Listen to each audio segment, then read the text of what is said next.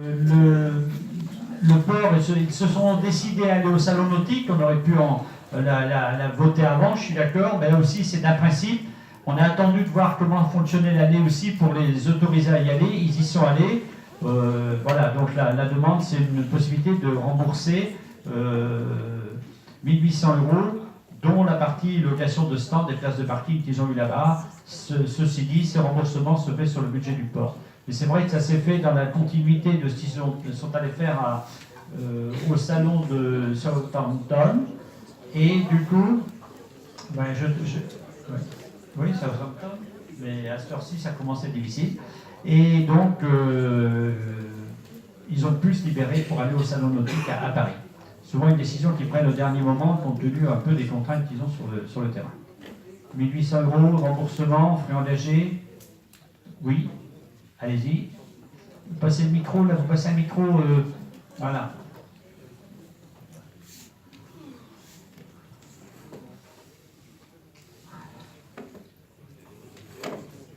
Vous l'avez souligné, en fait, au Conseil du 11 octobre, on a voté effectivement les frais de déplacement pour un voyage qui avait eu lieu au mois de septembre.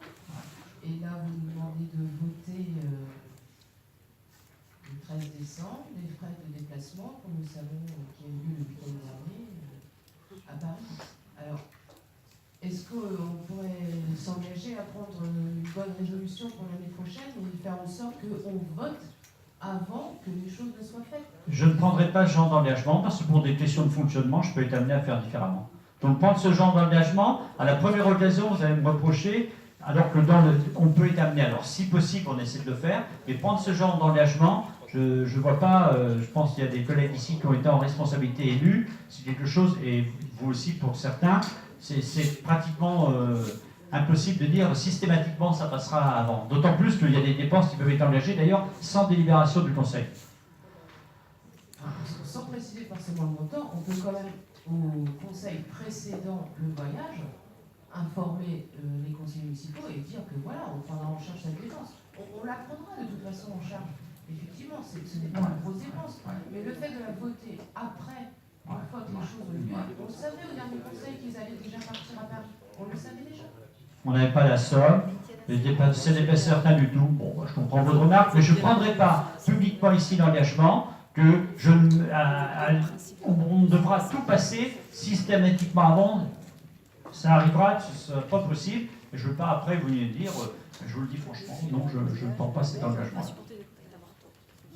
Donc sur cette délibération-là, oui. Anaïs?